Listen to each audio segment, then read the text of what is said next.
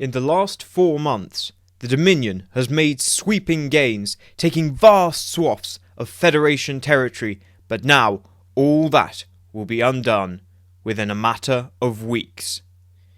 Greetings, loyal members. This is the Dominion War. Now, I'm not going to go into too much detail as to what's been happening since we've had the April breakdown, which you guys can all go and check out if you want to refresh yourself on the current situation. Instead, I'm going to more focus on Operation Return specifically and its large-scale, big-picture implications. So, with the minefield obviously being in jeopardy and the Dominion at some point looking to reopen the wormhole, Starfleet was always planning to retake Deep Space Nine. Not only that, but strategically, Deep Space Nine is a very important position. It obviously is on the border of Cardassian space, where most of the Dominion's infrastructure is now located. It's also essentially the linchpin of the Dominion center.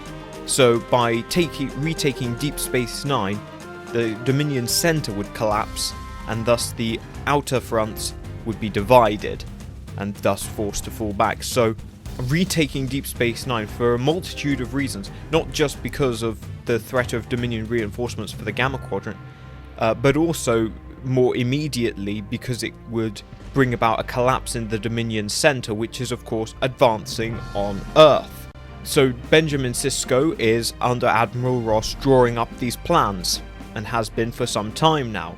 However, he receives news that the minefield is coming down imminently, and this forces him to accelerate his plans. Now, he actually originally envisaged a far grander operation. He had learned, like many others, from the Battle of Tyra, where an attack by a single unsupported fleet was easily crushed. So he knew that he would need far greater numbers. His original plan actually looked for about 800 ships. Now, he doesn't get all that, he gets about 600 ships, but this is still a huge number of ships for the period. Ships from Ditalix, Newport, Terra Nova, Alpha Centauri, Delta Vega, Berengaria, and Eridani will all pull out of fighting and concentrate in the Terra sector at Starbase 375. They will attack the Dominion line in the vicinity of Denobula and drive back the Dominion fleet, then make a straight run to Bajor. With such a large fleet breaking through, 6 whole fleet groups in total, the Dominion would have to pull back a large number of forces in order to stop it, when most of their forces are concentrating on the front lines. Now, he also wants the participation of the Klingons, and while he doesn't get them directly assisting, due to the fact that the Klingons are currently holding off much of the Dominion fleet at Arcadia, General Martok and Worf do persuade Gowron to go on the offensive, and so the remaining Klingon fleets at Oceanius, Boradis, and Prakal move to break through at Herkos, driving back a Cardassian order. Again, once they're actually through the initial enemy lines, they'll be very difficult to stop since there's over 300 ships, and they have actually refined their fleets down to the faster elements. They've left behind the heavier ships, which wouldn't be so useful, and are just looking to move extremely fast. It is essentially a blitzkrieg sort of counterattack. With the Federation breaking through at Denobula, the Dominion mobilize 12 fleets to respond. This is a huge number. That's over 1,200 ships, and they will intercept Starfleet in the vicinity of the Kobiliad sector in order to prevent them from reaching Deep Space Nine. In the meantime, the Klingons will also push towards that same area from the Herkos sector. The Dominion are forced to, as a result of this, largely halt their offensives since their lines are largely depleted, and while they try to balance where they take their fleets from, obviously there is a big gap in the Dominion center, and the flanks have got to slow down now because they don't have the support. And the Klingon fleets breaking through at Herkos is also moving to rendezvous at Kobiliad, potentially outflanking the Dominion.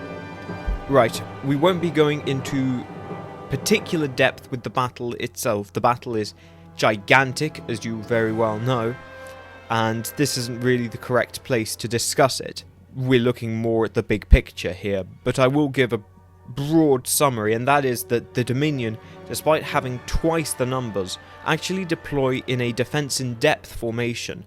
They could, with the numbers advantage, deploy in just a wide line and thus surround and envelop the Federation fleet, but they don't want to do that because they don't want to destroy the Federation fleet, they want to stop it, and that's two very different things. If they try to destroy the Federation fleet by enveloping it, then the Federation may well break through. Even if the Federation break through the first line, they have several more ranks to contend with before they are home free, and it's highly unlikely that any ships could make it through that kind of melee.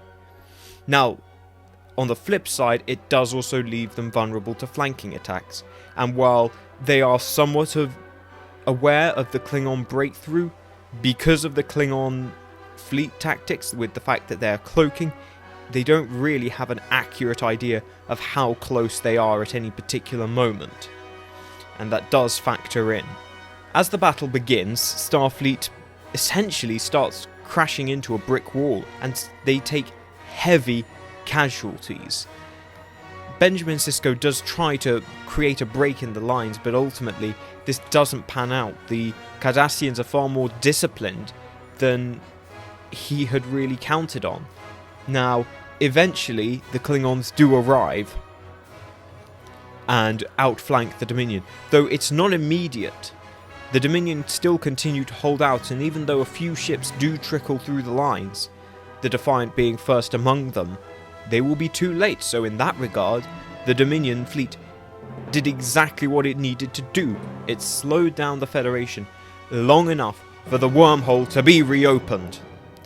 Unfortunately, the Dominion would not get reinforcements, with the ships entering the wormhole in the Gamma Quadrant simply disappearing. And so that really scuppers the Dominion's plans. That, combined with the fact that the Klingons outflanked them due to their denser formation, means that they are forced into a retreat. And that also means that the entire Dominion center has broken, and there's a huge gap now, and a huge number of Federation ships potentially attacking the other Dominion fleets from behind. Now that brings us to the retreat. With the Dominion retreating, the Federation goes on a huge offensive. Particularly in the Arcadia sector, the Dominion fleets at Donula and Capella are surrounded by 4 fleets and destroyed, though the Allies take heavy casualties. The Jem'Hadar refuse to give up.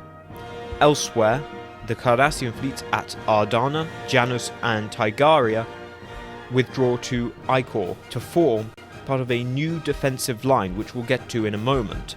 The Federation begin driving back the remnants of the Dominion center group, as well as the Federation fleet from Delta Vega moving to Arbazan.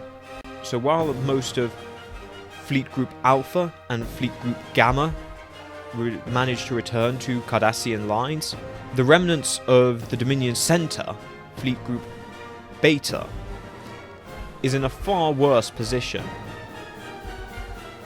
And this leads to, and they end up getting sandwiched between the main Federation center force and the fleets of Operation Return, which have now taken up positions along the Dominion border, essentially trapping them in what is known as the Cardassian Pocket. This runs from Cation Prime all the way down to Zartak. Now, the Jem'Hadar fleets that are also in this pocket actually end up withdrawing and leaving the Cardassians behind, and with that, 4 whole Cardassian fleet groups are trapped, and while they do hold out for some time, they eventually surrendered.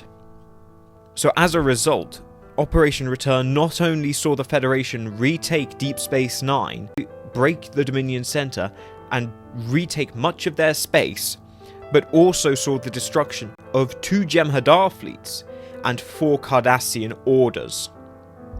And this is an extremely, and so it is a substantial victory and really does set the Dominion back. Now, I mentioned the new Dominion defensive lines.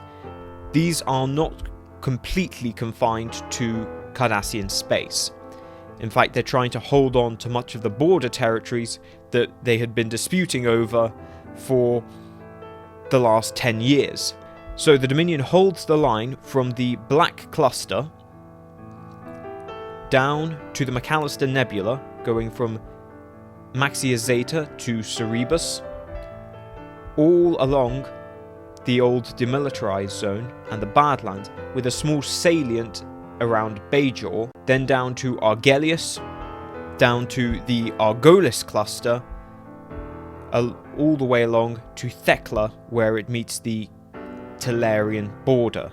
This is the new Dominion lines, and they will remain this way for quite some time, and they are certainly, while they are several fleet groups down, they are certainly not beaten yet. There are also millions of Dominion and Cardassian troops that were previously garrisoning occupied worlds, which were largely just left behind, but they will dig in and will defend stubbornly, especially the Jem'Hadar, who will not give up, although the Cardassians were more easily persuaded to surrender. So as a result, the Federation has made some stunning gains. They've absolutely turned the tide of the war and put the Dominion onto the back foot. But they lost a lot of ships in Operation Return, and while the Dominion has been driven back, they remain at large, and they will rebuild and replenish their forces, and you can guarantee that they will come again. It's only a matter of time. So the battle may have been won, but the war has only just begun.